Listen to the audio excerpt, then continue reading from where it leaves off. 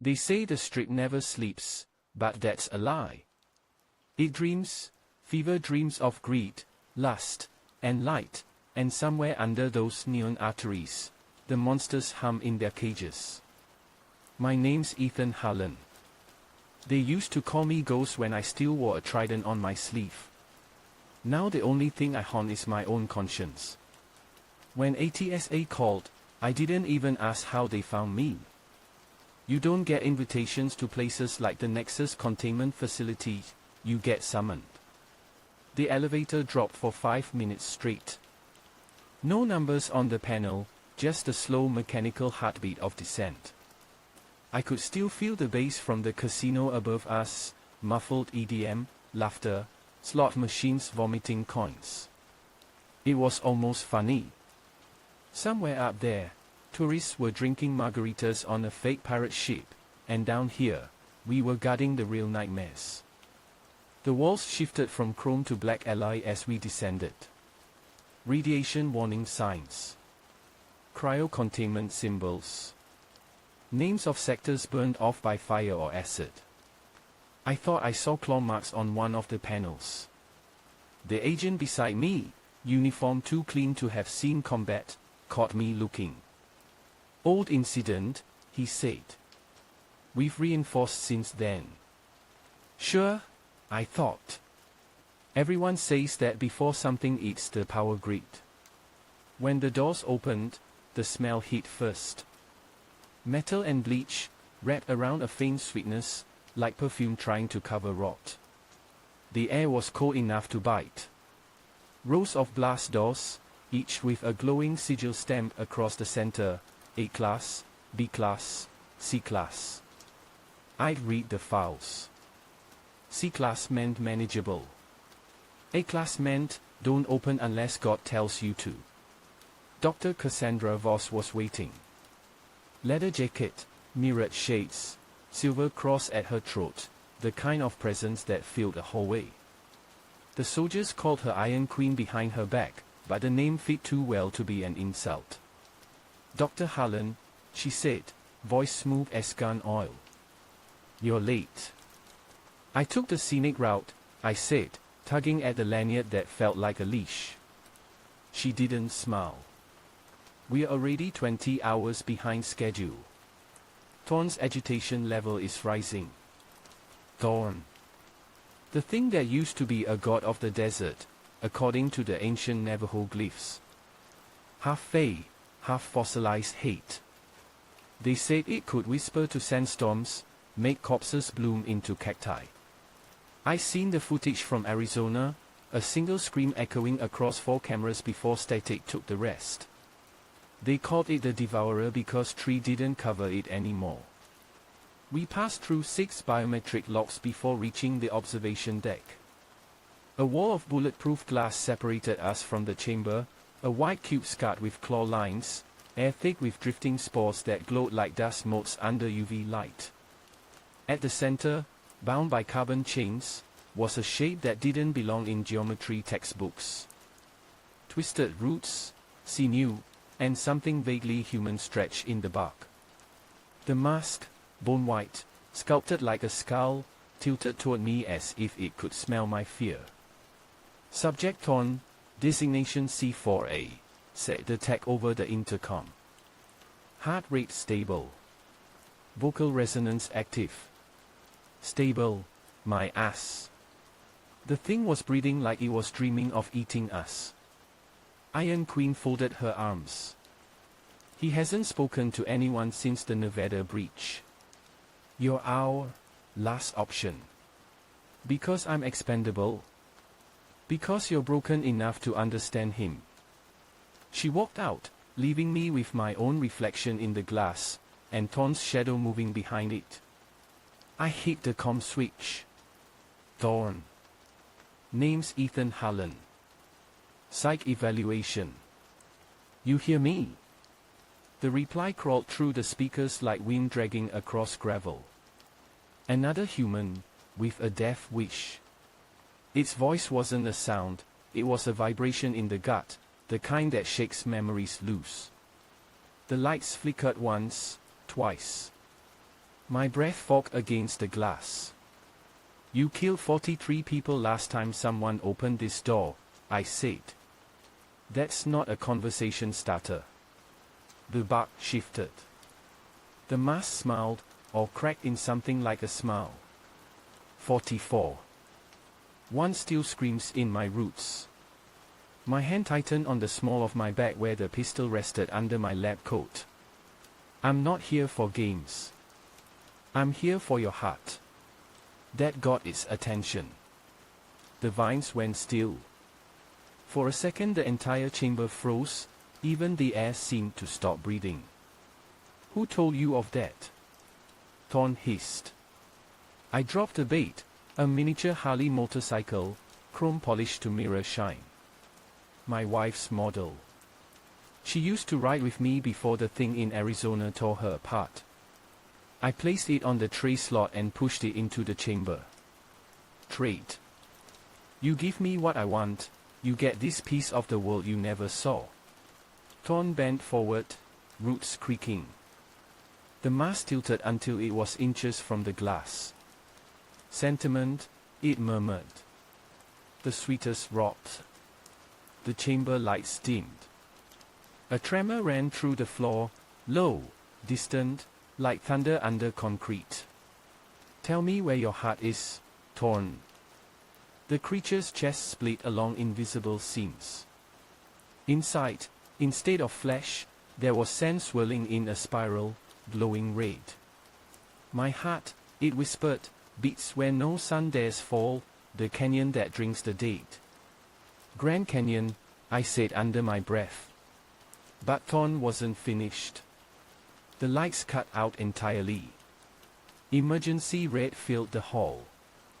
On the monitors, the sand inside its chest began to rise, swirling faster, darker. Then the face changed. It was her. My wife's face, eyes empty, mouth open in a silent cry. Ethan, she whispered through the speakers. I stumbled back, pulse spiking. The sensors went haywire. Alarms screamed. Thorn's containment sigils flared and burst like flashbulbs. She waits for you, Thorn thundered. In the dunes of my hunger. Security breach, someone shouted. Guards flooded in. I reached for the napalm grenade at my belt, experimental issue, volatile as hell. If Thorn escaped, half of Vegas would go with it. The glass cracked. Not shattered, cracked, like the world holding its breath. Roots pierced through, riding like snakes. One caught the nearest guard by the throat, crushed it. The others fired, useless. Bullets sank into bark and vanished. I pulled the pin. The explosion painted the world in orange. Heat slapped my face, the concussion throwing me against the console. Fire bloomed inside the chamber, a flower of screaming light. Thorn howled, the sound of sandstorm and agony, before collapsing into charred ash. When the sprinklers finally hissed to life, everything smelled like burnt sugar and death. I crawled up, ears ringing. The monitors showed static, the chains were molten. One guard was still breathing, barely. The rest looked like candle wax puddles. Iron Queen stormed in, eyes blazing. What the hell did you do? Containment, I said. My voice came out raw. He summoned hallucinations. Used her face. I had to. She grabbed my collar, yanking me to my feet. You nearly cooked my entire deck. And saved it, I shot back. You're welcome. She held my stare a second longer, then released me. You're done, ghost. No more interviews. No more cowboy stunts. But as they dragged the bodies out and the lights flickered back to normal, I caught something on the glass. Beneath the soot, faint as a fingerprint, Thorn's mask was still there, smiling. And somewhere deep in the static of the intercom, a whisper caught around my spine. This isn't over, Doctor. I told myself it was feedback. But that night, when I lay in my steel cot under a ceiling that hummed like a heartbeat, I dreamt of sand crawling into my lungs, of my wife's hands pressing the Harley into my chest, and of a voice saying, "The canyon remembers you." They kept me in isolation for 48 hours after the breach. No light, no clock, no sound except the low hum of recycled air and the faint drip of condensation somewhere above my head. That's how the Nexus reminds you who's really in control: silence, pressure, time. Down here, even the concept of morning feels classified. I spent most of those 2 days staring at my hands. The skin still smelled faintly of smoke and napalm. When I closed my eyes, I saw her face again, the copy Thorn had made out of sand and memory. I watched that monster burn, but part of me knew it hadn't screamed in pain. It had laughed. On the third day the door hissed open. 2 guards in black armor motioned me out without a word. The corridor was different, darker, quieter. Even the usual hum of containment systems had dropped to a whisper. As we passed the observation base, I caught glimpses of things in the glass, something that looked like a man made of teeth, a cluster of eyes blinking like camera shutters, a shadow wearing a priest's collar. All silent, all watching me. They led me to an interrogation room that looked like it belonged in a courthouse, not a bunker: mahogany table, 2 chairs, a pitcher of water sweating in the cold air. Iron Queen was already there, arms crossed, glasses off this time. Her eyes were the color of old bourbon, sharp enough to cut glass. Sitting beside her was Director Helena Reyes, the ATSA big boss from DCE, short, Latina, hair pulled into a perfect knot, expression built from reinforced concrete. "Dr. Harlan," she began, voice like clipped thunder. "You detonated a Class 3 incendiary device inside an active containment unit without authorization. 7 fatalities, 15 injuries, and $12 million in structural damage." "Thorn was breaking free," I said. "I stopped it." "You provoked it," Iron Queen snapped. "You taunted an A-class entity and violated half a dozen engagement protocols." I met her gaze. With respect, those protocols were written by people who never had to look into that thing's eyes. Reyes tapped a folder on the table. "According to telemetry, Thorn's biosignature vanished after detonation. You incinerated the subject. Congratulations. You've deprived this facility of our only Class 4 specimen." I leaned forward. "You're welcome." Her glare didn't waver. "You think this is a victory?" "I think it's survival." She slid a photo across the table, blurry thermal stills from the chamber after the fire suppression kicked in. In the corner of one image, the ash pile glowed faintly, pulsing like a heartbeat. "Explain that," she said. My mouth went dry. The picture looked almost alive. Iron Queen exhaled smoke from a cigarette she wasn't supposed to have. "We ran spectral scans," she said. "The ashes contain unknown organic structures, root fragments still moving, despite zero heat signature. Whatever you burned, it's growing." Reyes stood. "We're resealing C4A and quarantining the entire sector. You're suspended pending psychological review." I almost laughed. "You're kidding." "I don't joke, Doctor." Iron Queen's tone softened a fraction. "Take the time, Ghost. Go topside. Get air that doesn't smell like ozone and blood." "Vegas air isn't much better," I said. She almost smiled, almost. "At least it has sunlight." They escorted me to the surface that night. The elevator ride up felt longer than the descent. When the doors opened, the first thing that hit me was the noise, the street roaring with life. Tourists in sequin shirts, bachelor parties stumbling past neon towers, the smell of beer and perfume and artificial paradise. I hadn't realized how much the underworld muffled sound until that moment. I walked until my legs ached. Ended up near the Bellagio fountains. Every 30 minutes they burst like cannons to the rhythm of EDM remixes, light slicing the water into diamond dust. To everyone else it was beautiful. To me, it looked like blood spraying in slow motion. I ordered a drink at the nearest bar. Bourbon, neat. The bartender had tattoos crawling up her arms, desert flowers and snakes. When she poured, I noticed her pupils were slightly slit, vertical. Contact lenses, probably. Vegas loved its gimmicks. Still, when she smiled, her canines looked a little too sharp. "Rough night, Doc?" she asked, sliding the glass my way. "How do you know I'm a doc?" She shrugged. "You smell like disinfectant and guilt." I half smiled, half grimaced. "You from around here?" "Nowhere you'd believe." She winked, then turned to another customer. Her reflection in the mirror lingered a second too long after she moved away. I left the bar before finishing the drink. The city felt wrong, like something under the pavement was breathing in sync with me. I chalked it up to lack of sleep, trauma, whatever label makes nightmares sound clinical.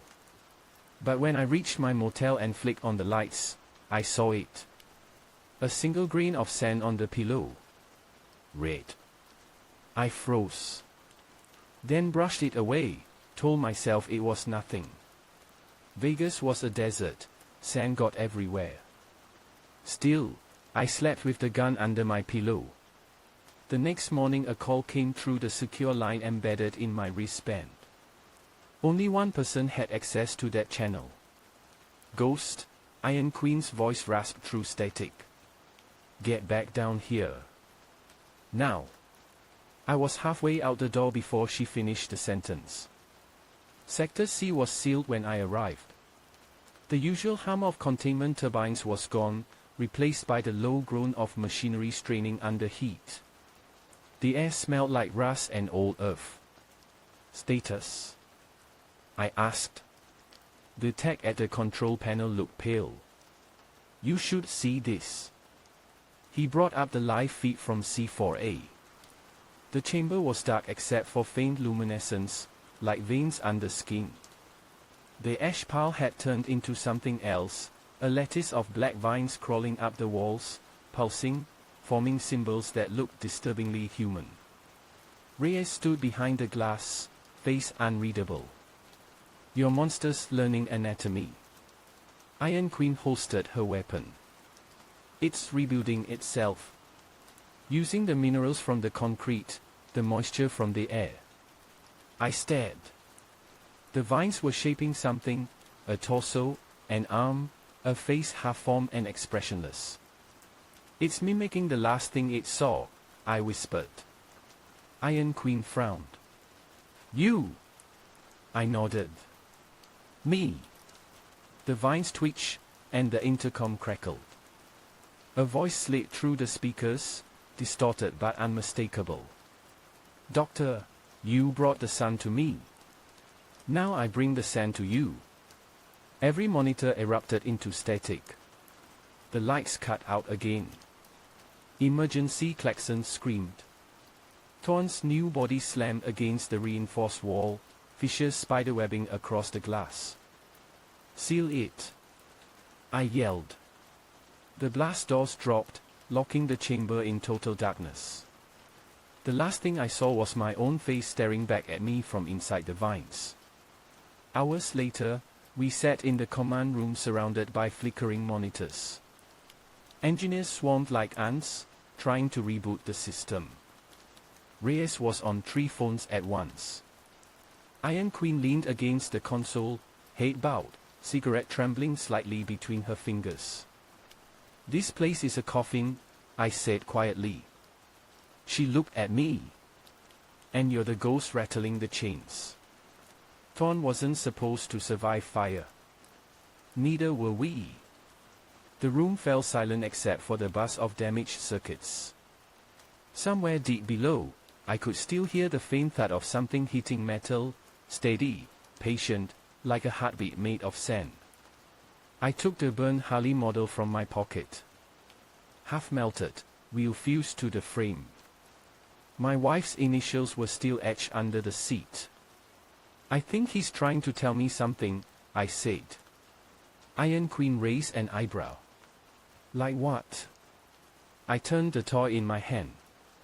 The ash from my fingers drifted onto the table, forming tiny letters before fading. "Run." We both stared at it.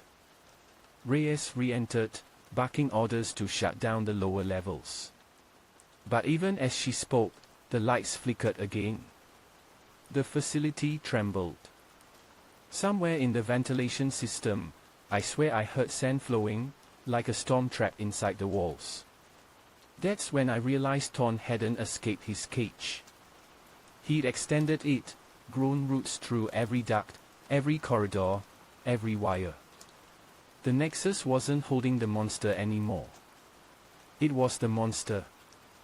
That night I recorded my first official field log since the SEAL days. The audio crackled as I spoke into the mic, voice low enough to hide the tremor. ATSA log number 221. Dr. Ethan Harlan reporting. Subject Thorn remains active at subcellular level. Possible symbiotic integration with facility infrastructure. Recommend immediate evacuation and containment burn of the entire complex. They won't listen. They never do. I stopped the recording. For a moment the reflection in the dark monitor looked back, not me, but a face of bark and bone grinning through static. Somewhere beneath Las Vegas, Thorn was still whispering. And I had the sinking feeling he wasn't the only one. There's a special kind of silence inside an interrogation room meant for demons. It's not just soundproofing, it's soul-proofing. Every surface lined with sigil-etched steel, every light flickering through sanctified glass. You can almost hear the prayers baked into the walls, faint and desperate, like someone recorded the Lord's Prayer on loop and buried it in the wiring. That's where I first met Lilith Crow, known in the files as Viper.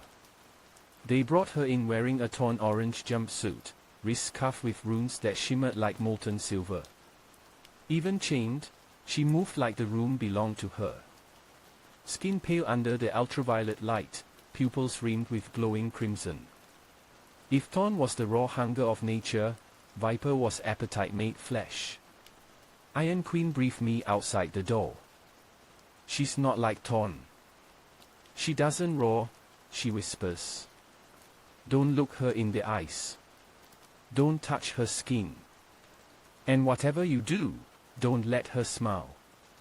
"Sounds like my ex," I muttered. Queen didn't laugh. "I mean it, Ghost. Half the guards here think they're in love with her. The other half are dead." When the lock disengaged, Viper looked up from the table and grinned as if she'd been expecting me her whole life. "So you're the famous Dr. Ghost," she purred, accent dripping with southern honey. "The one who barbecued a god." "I prefer contained a god." She tilted her head. "Containment's just a polite word for fear, sugar." I sat across from her, notebook unopened. The chains rattled once, lightly, like she was testing gravity itself. "You know why you're here," I said. "2 civilians in Caesar's palace, found drained, no blood, no soul signature. You were captured 3 hours later at a poker table with both their chips in your purse." She laughed softly, the sound vibrating in my spine. "Men gamble more than money, Doctor. They bet pieces of themselves. I just collect." "Through what? Magic? Seduction?" She leaned forward until the air smelled of burnt sugar and perfume. "True truth. I show them what they want most, and they give it to me. You of all people should understand that." Her eyes flared brighter, twin coals reflecting something I didn't want to name. For a heartbeat the room shimmered, the table became our old kitchen, my wife turning, smiling, then I blinked and it was gone. I exhaled slow. You try that again, and you'll eat a bullet laced with silver and iron. Ooh, promises. The speakers crackled, Reyes monitoring from control. Stay focused, Harlan. Biofields spiking. Yeah, I noticed. Viper toyed with the cuff chain. Tell me, Doc, do you ever miss her? I froze. Who? The woman Thorn used to wear. Her voice softened. She loved motorcycles, didn't she? Red Harley, custom pipes. Smelled like lavender and gasoline. Every muscle in my body locked. How do you know that? She smiled wider. Thorn's roots go deep. He whispers to those who listen. He said you offered him a heart and gave him a toy instead. The walls seemed to pulse, faint static crawling through the lights. I pressed my palms flat to the table, grounding myself. Let's talk about you, Viper. How long have you been running operations in Vegas? She sighed theatrically.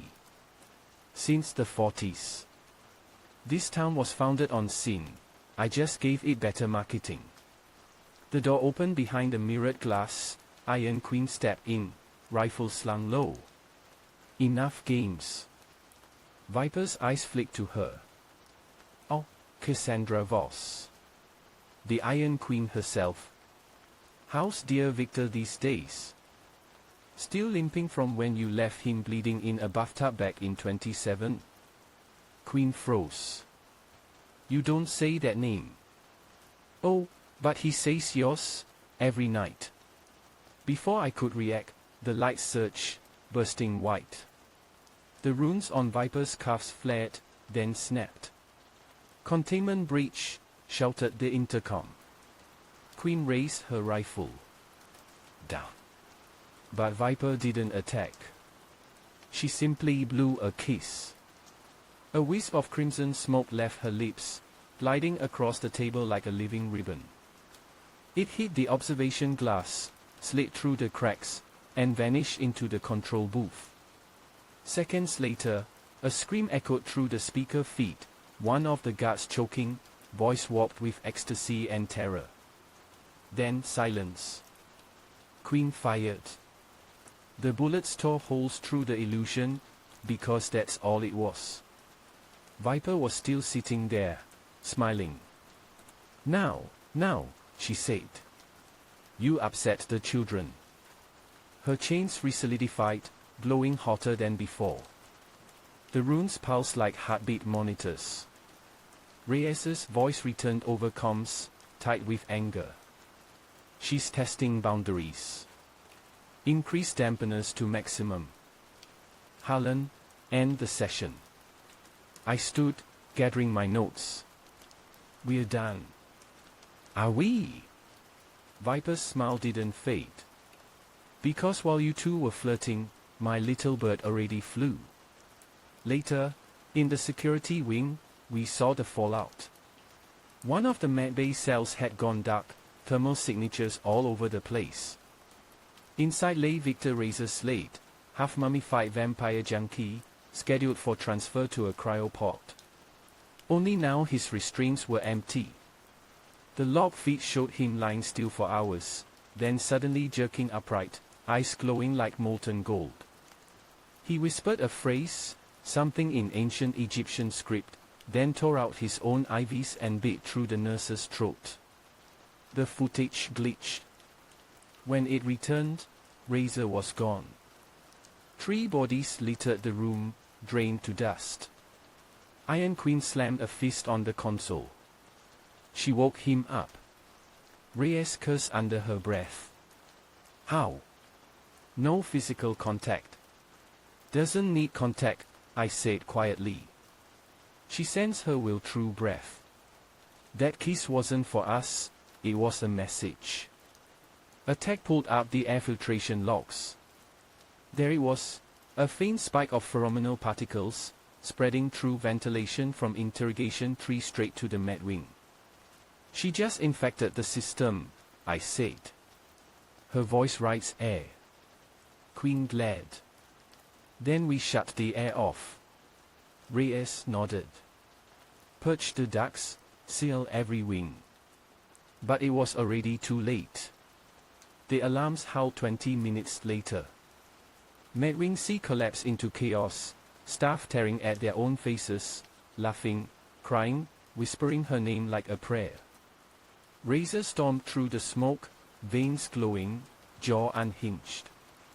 He didn't look like a vampire anymore, he looked like addiction incarnate. I grabbed a shock rifle, joined the containment squad. The corridor flickered red and blue, shadows jerking like strobe demons. Target ahead, someone yelled.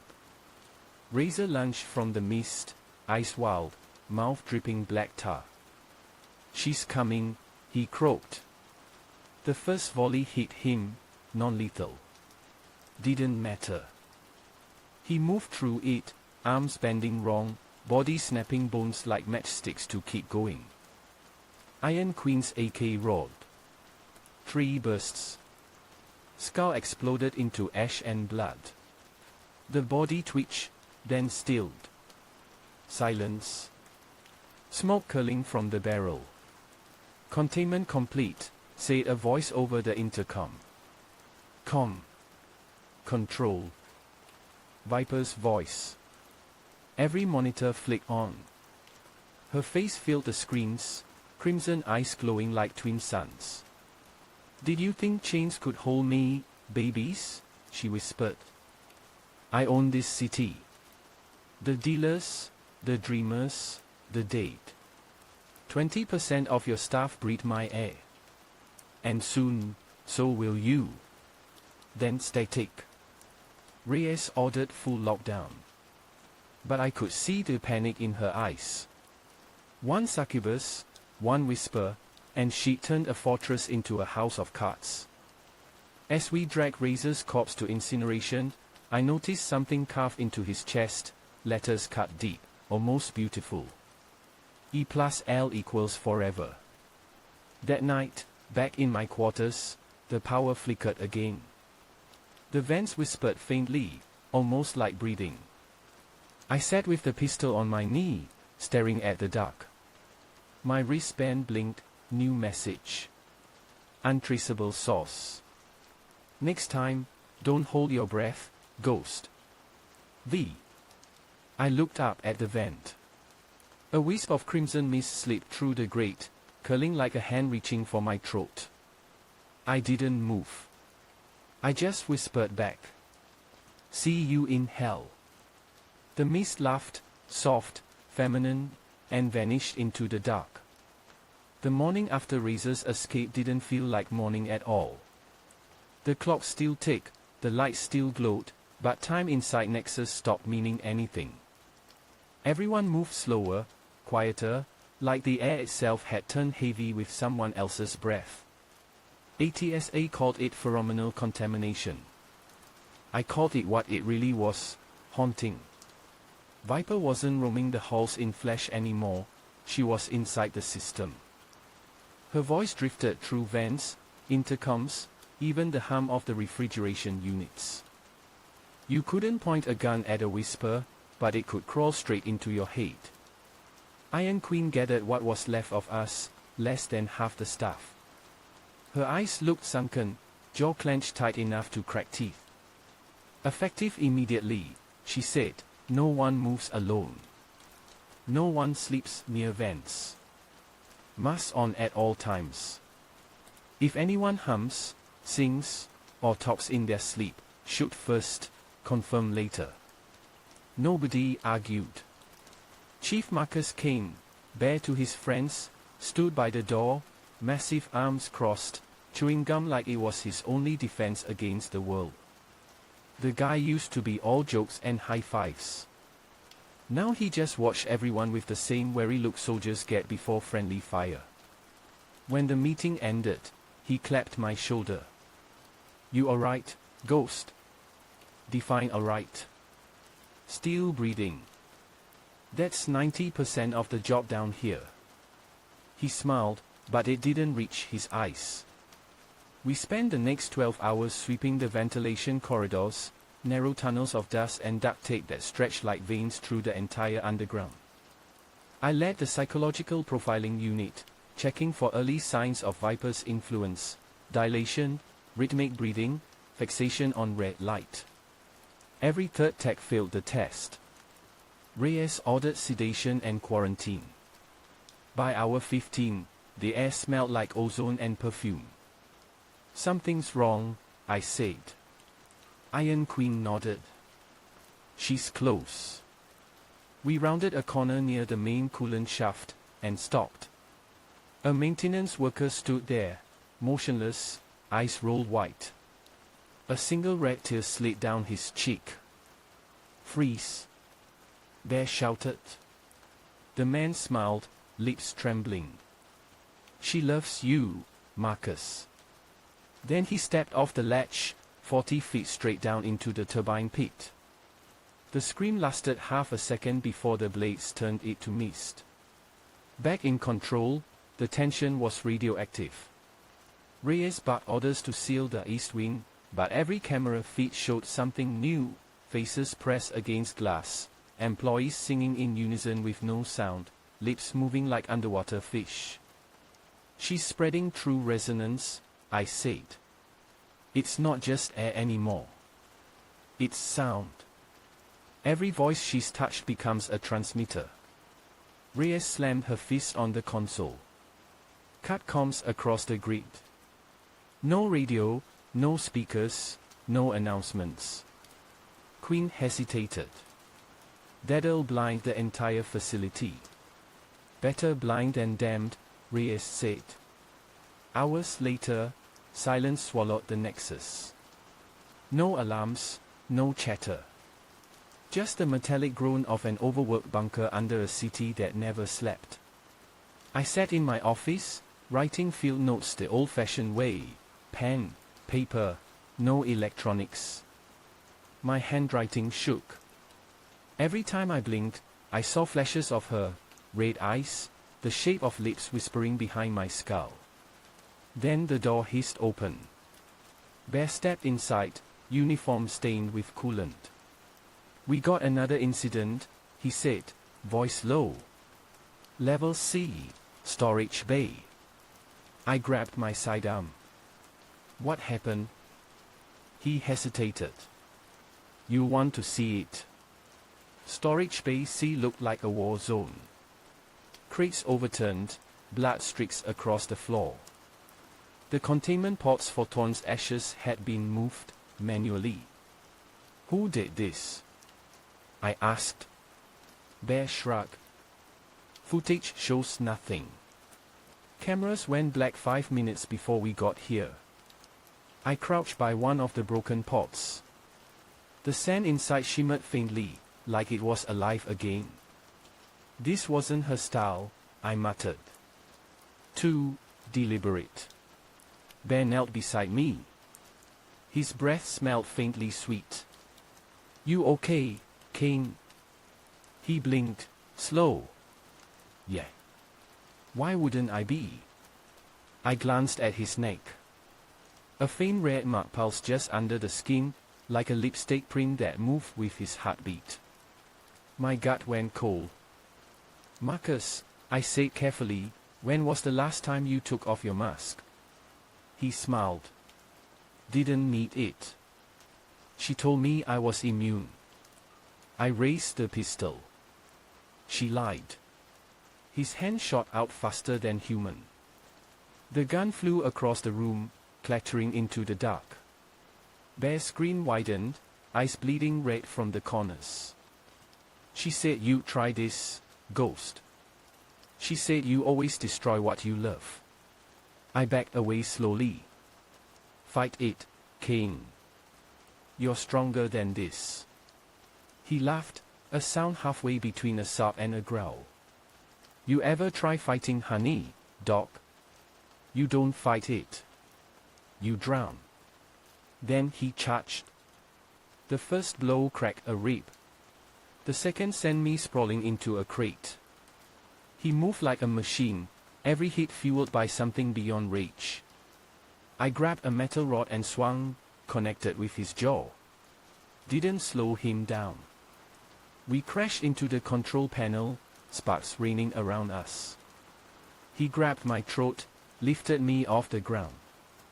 She wants you alive, he said. She says you're her favorite project.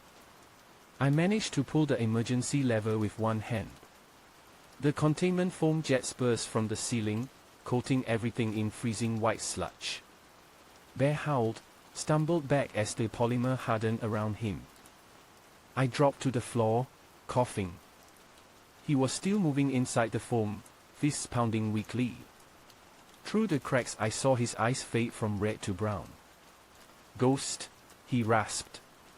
Kill me, please. I aimed the pistol, hand shaking, and fired once through the foam. Silence. Later, Iron Queen found me sitting against the wall, gun on my lap. She looked at the frozen mess that used to be her friend. Jesus, she whispered. Don't, I said. He's gone. She knelt beside the body, hand trembling. He had a daughter topside. I'll make sure she never knows what happened. Queen looked at me, eyes glassy. Viper's not just killing us. She's rewriting us. Yeah, I said quietly. And she's not done yet. Reyes ordered a total data lockdown. Every electronic system, every communication line, dead. The Nexus became a tomb of flickering lights and whispers crawling through vents. But cutting power had side effects. The lower sectors began overheating. The cryo units that held Inferno, the fire demon disguised as a janitor, started to melt. I stared at the temperature readings rising by the minute. If those pods breach, I said, we're all ash. Iron Queen met my gaze. Then we take the fight to her first. You mean Viper? No, she loaded a magazine into her rifle. The source. If Thorn's ashes are moving, that means she's feeding off him. We burn both. Reyes will never approve. She doesn't have to. We moved through the maintenance corridors, lights flickering red. The air shimmered with heat, not from the system, but from something breathing beneath it. Every van we passed leaked faint laughter. At the junction ahead, the corridor split in two, one side leading to containment, the other to cryo. Both pulsed with faint crimson glow. Pick one, Queen said. I hesitated. She wants us divided. Then we do the opposite. We took the middle path, straight down into the old power tunnels, where the first generators of the facility still hummed. The hum grew louder with every step, like a giant heartbeat sinking to ours. When we reached the core chamber, I knew we were too late. The walls were coated in black vines, pulsing with both fire and sand, Thorn's roots fused with molten veins of infernal energy. In the center stood a shape, female, translucent, made of smoke and flame. Viper. Except she wasn't contained anymore. She was everywhere. Welcome back, lovers, she said, voice echoing from the steel. I was getting lonely. Iron Queen raised her rifle. End of the line. Viper smiled. No, dear. Beginning of the war. The vines surged toward us, glowing like veins of lava. I fired, Queen fired, bullets melting midair. The heat roared like an open furnace. Then a blast rocked the floor, containment doors slamming shut across the sector. Reyes's voice crackled through a half-alive comm. Evacuate now. The cryopods filled, Inferno's loose. Viper's laugh burned through the smoke. Told you not to cut my power, Director. The last thing I saw before the explosion threw me back was Iron Queen tackling me through the emergency hatch, her sunglasses shattering, eyes burning red from reflected fire. When I woke up, the world was orange. Flames crawled through the ducts, alarm screaming again for the first time in days. Thorn's roots were gone. Viper was gone. But her laughter lingered, threaded through the crackling fire. The Nexus wasn't just compromised anymore. It was alive. And we were running out of time. The alarms didn't just ring, they screamed. A siren built for the end of the world, echoing through steel tunnels warped by heat. Every flash of red light painted the corridor like a beating artery. When I came to, my ears were bleeding. Iron Queen lay beside me, half buried under debris, her vest melted at the edges. "Cuss!" I shouted, dragging her free. She coughed smoke. "Sector E, cryopods. Inferno's awake." I looked toward the far bulkhead, white light seeping through the seams, pulsing hotter each second. The thermometers on the wall were already climbing past 500 degrees. We stumbled through the smoke-choked hallways, boots sticking to warped flooring. Fire suppression foam hissed uselessly, evaporating before it touched the flames. The heat wasn't natural, it carried a pulse, a rhythm, like a heartbeat made of magma. Then I heard it, laughter. Low, crackling, vibrating through the metal. Inferno stepped from the fire like it was water. He wore a human shape, charred skin glowing from within, eyes twin blue furnaces. His mouth split in a grin that showed no teeth, only light. The air around him shimmered, bending reality. "Well," he said, voice like a forge, "the janitor's off duty."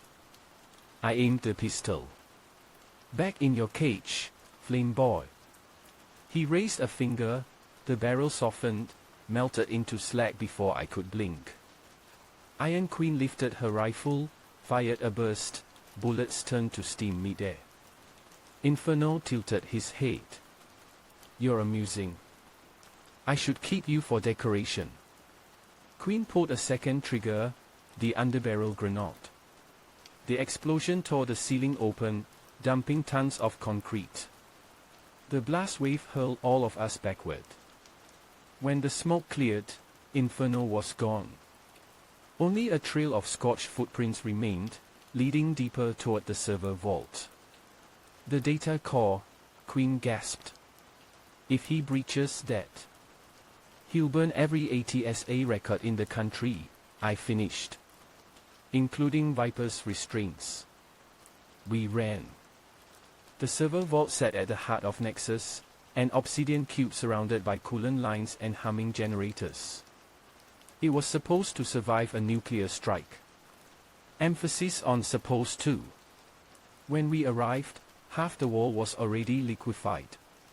Inferno stood in the middle, hands pressed against the mainframe, fire seeping into the cables like veins. "Do you know what she promised me?" he said without turning. "Freedom. A world without cold. Without rules." "Viper sent you," I said. "She showed me the sun underground." He turned then, eyes flaring white blue. "You cage gods, Doctor. Now you'll burn with us." The temperature spiked, monitors cracked, plastic warped. Queen fired again, uselessly. I looked up at the sprinkler array. If we couldn't kill him, maybe we could drown him. I sprinted to the side console, smashed the emergency override. Pressurized nitrogen flooded the room in a roaring hiss. White vapor swallowed everything. For a moment, the flames dimmed. Then Inferno laughed. He inhaled the gas, and the laughter became a scream. Blue fire erupted from his chest, punching through the vault roof and into the levels above. Queen grabbed my arm. "We have to fall back." "Not yet." I reached into the debris, found an oxygen tank, ripped the valve open, and hurled it. The tank shot across the room, spinning. Queen fired mid-air. The explosion was biblical. We were thrown against the corridor wall. When I blinked the ash from my eyes, the vault was gone, just molten slag. But something gleamed in the rubble. A melted terminal screen flickering one last time. A message, scrolling in red letters. Hellfire Protocol initiated, countdown 3600 seconds. Reyes's voice crackled through my earpiece, distorted by interference. Ghost, report. What the hell did you trigger? Protocol's not ours, I said. It's Viper's. She's hijacked the failsafe. Queen cursed. She's going to blow the entire facility. No, I said. She's going to blow Vegas. We sprinted through collapsing corridors, dodging tongues of living flame. Overhead, the city's music leaked faintly from above, bass lines and cheers from the strip, while death crawled below their feet. Every sign pointed toward the elevator shaft. But when we reached it, the platform was already gone. Melted. We'll have to climb, Queen said. The shaft rose hundreds of feet, lined with cables glowing red from heat. I slung my gear, started up. Each rung seared my palms through the gloves. Halfway up, Queen stopped. Ghost, look. Below us, the fire wasn't following. It was shaping itself, spiraling, coalescing into something humanoid. Inferno again, climbing without touching the walls. Faster. We climbed until lungs screamed. The air thinned, boiling with heat. My vision tunneled.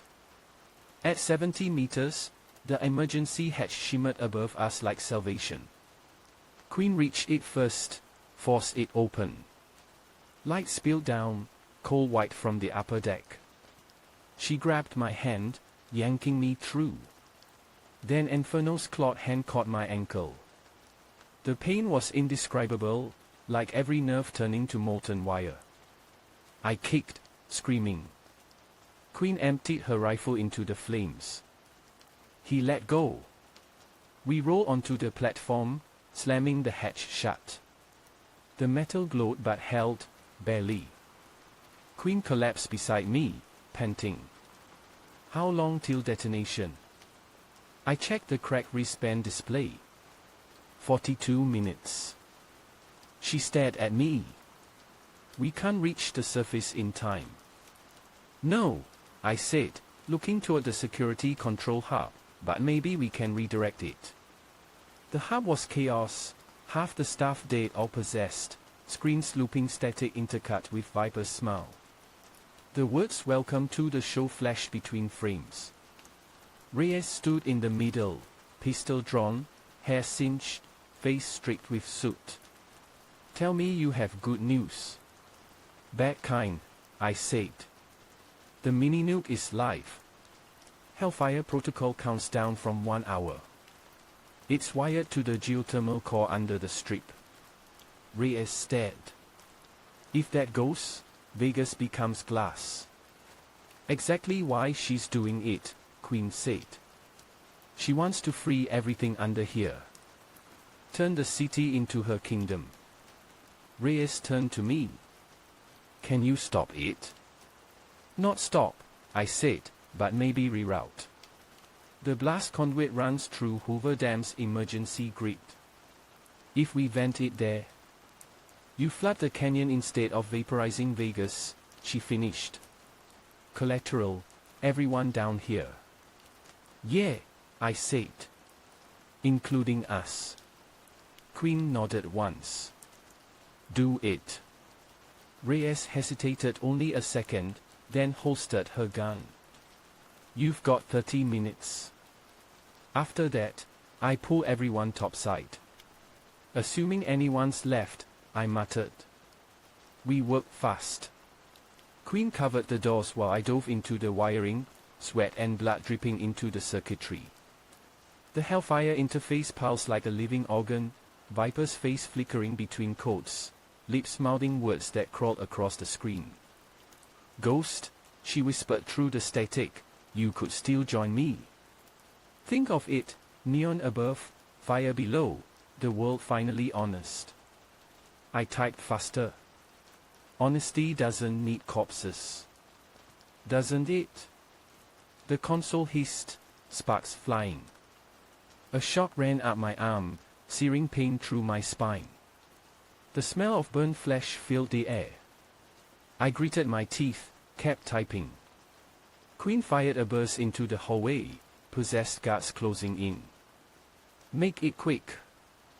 "Almost there." I bypassed the last lock, forced the command. "Redirect core output, target, Hoover grid." The screen froze.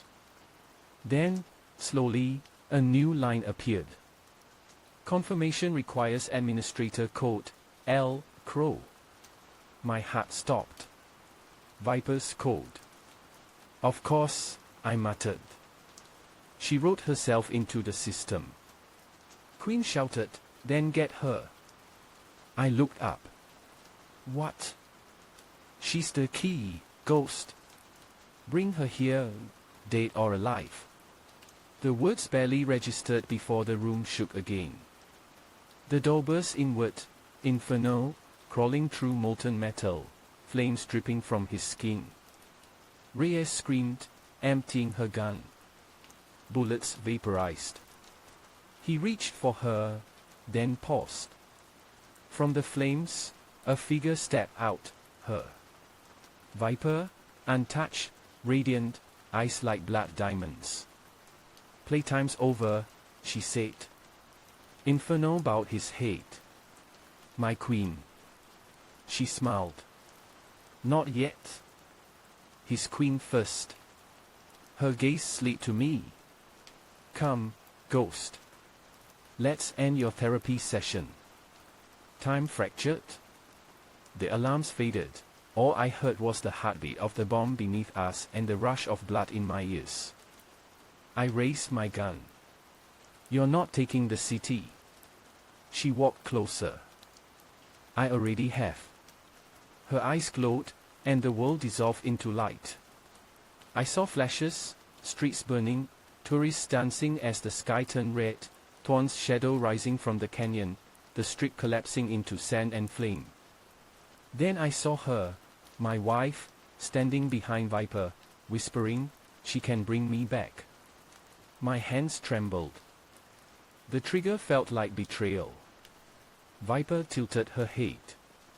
"You see? Even your ghosts want me." I whispered, "Then they can have you." And fired.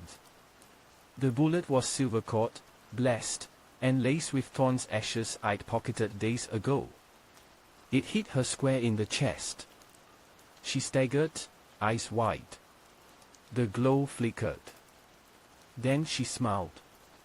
"Good boy." She fell backward into the flames. The monitors exploded in static. The countdown clock jumped to 15 minutes. Queen grabbed me. "We have to move." Reyes was already at the elevator shaft, calling the last evac. The bunker shook again, Inferno's body collapsing into molten slag. The floor split, fire gushing upward like blood. I looked down at the terminal, Viper's access still open. Her last breath lingered in the mic. I typed the code manually, LCROWE. Redirection confirmed. Target Hoover Dam. Countdown paused at 10 minutes. I exhaled. We just bought Vegas 10 minutes. Queen smiled through the soot. Then let's use them. 10 minutes. That's all Vegas had left. The facility burned behind us like a buried star, every van vomiting flame into the night. We burst through the emergency shaft into the desert, heat chasing our heels, sky bruised red from the reflection below.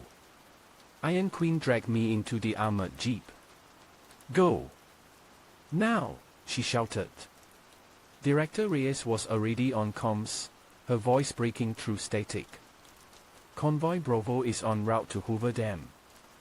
We're diverting the blast conduit there. If it breaches, the dam will absorb most of it. ETA 15 minutes. I floored the pedal.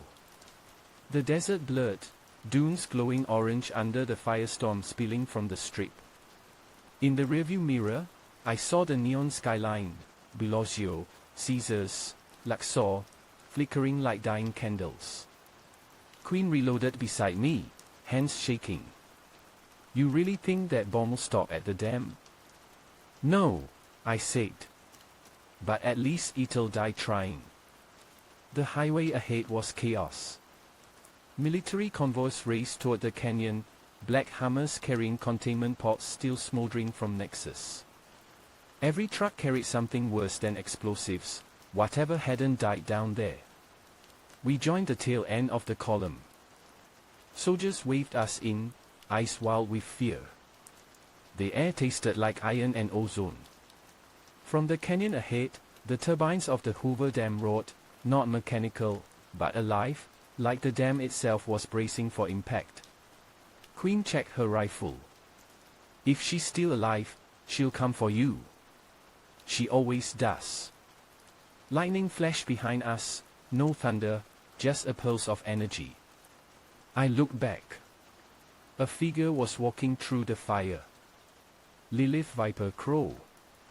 Her body glowed like glass filled with magma, hair whipping in an invisible wind. The bullet wound in her chest burned, not bled.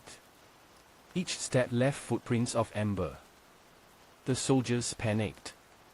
Target approaching. Open fire. Machine guns lit the desert, tracers carving red lines through smoke. None of them hit. The bullets curved around her like she was rewriting gravity. Viper raised one hand. A wave of heat rippled across the sand, flipping vehicles like toys. I slammed the wheel, cutting off the road, barreling toward the canyon rim. Hang on. Queen braced herself. What's the plan? Improvise before we die. We hit the service tunnel leading under the dam.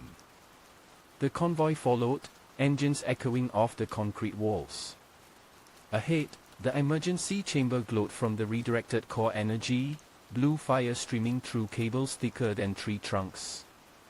Reyes's voice came over comms. Ghost. The system's overloading. You've got 5 minutes before the conduit ruptures. Copy, I said. Prep evacuation. Queen grabbed my arm. And you? I'm finishing this.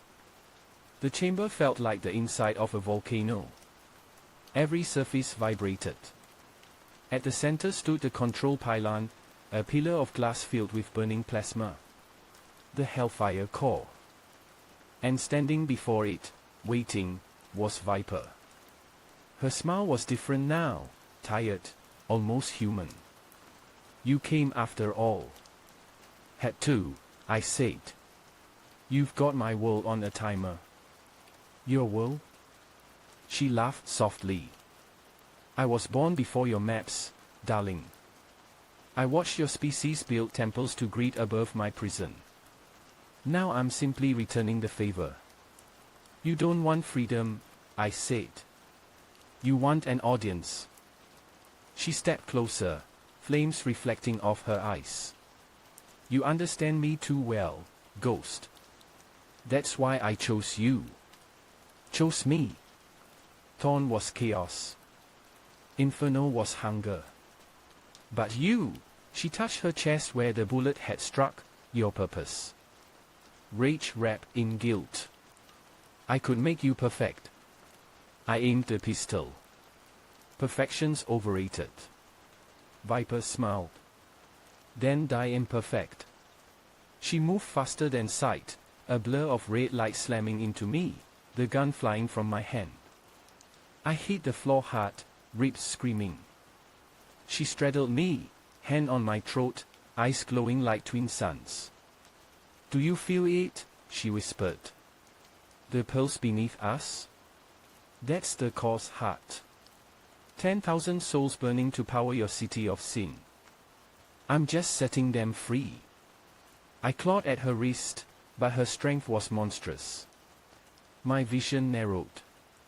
Her lips parted, that fatal kiss building, shimmering with heat. Then a gunshot. Viper jerked, looked down, a silver blade buried in her side.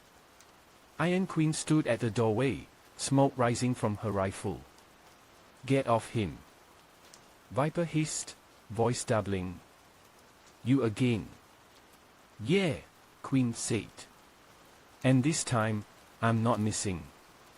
She fired again, silver rounds laced with sanctified mercury. Each shot tore chunks of light from Viper's body, but the succubus only screamed louder, voice shaking the walls. The hellfire core behind her pulsed, reacting to the frequency. Cracks spread through the glass. "She's destabilizing it," I shouted. Queen fired one last time. Viper vanished in a burst of fire, vaporized, or ascended, into the ceiling. Then the alarms peaked. Core breach in 90 seconds. We sprinted for the exit, but the heat was unbearable. Molten air poured from every crack. Halfway up the tunnel, the floor collapsed beneath Queen. She fell, catching a cable. "Go! Not leaving you." She smiled, blood on her lips. "That's an order, Ghost." The cable snapped. She dropped into the Inferno. "Cuss!" I screamed. Her last words echoed faintly through the roar. "Tell Vegas, if the Queen died standing." I ran. The service tunnel opened to the canyon edge. The convoy had already pulled back onto the dam's surface. I jumped into the nearest truck, slammed the ignition. Reyes's voice came over the comms again. "We're out of time." "Is the conduit stable?" "No," I said, voice shaking. "But it's pointed away from the city." She hesitated. "Ethan. Do it." The line went dead. I floored the accelerator, tearing across the dam's span. The sky turned white. Then came the explosion. No sound, no light, just pressure. The world folded. A column of blue fire shot from the canyon, carving into the clouds. The shockwave hit seconds later, slamming the jeep sideways. Concrete split, turbines blew apart. Water erupted upward, then collapsed back like a dying beast. I crawled out, deaf, half-blind. The night smelled of ozone and ashes. Behind me, the strip still glowed faintly, alive. Hoover Dam was gone. The canyon was now a crater of steam. In the center of it all, floating above the molten water, a single ember drifted toward me. It hovered at eye level, pulsing faintly like a heartbeat. Viper's voice, faint, whisper thin, called in the air. "Did you really think fire dies in water?" I raised the pistol, the last bullet loaded with Queen's silver. "No," I whispered. "But ghosts don't drown, either." I fired. The ember exploded into sparks, raining down like dying stars. Days later, I stood on the edge of what used to be Hoover Dam. The ATSA cleanup crews called it the Nevada Sink. Reporters topside blamed a geothermal malfunction. Vegas kept the lights on, the tourists kept betting. The world forgot. Reyes didn't. She handed me a sealed file marked redeployment. "You're off the record now," she said. "ATSA needs hunters who don't ask for backup." I looked down at the file. New designation, Project Viper Remnant. "She's still out there." Reyes's jaw tightened. Energy readings say, maybe. Fragments moving under the canyon. I nodded. Then I'm still on the clock. She started to walk away, then stopped. Ghost, she said quietly, when they asked what really happened down there, what should I tell them? I looked at the horizon where the strip shimmered like an artificial sunrise. Tell them, I said, the devil went to Vegas, and the house finally lost. That night, I checked into a motel on the outskirts of the city. The room smelled of bleach and cheap bourbon.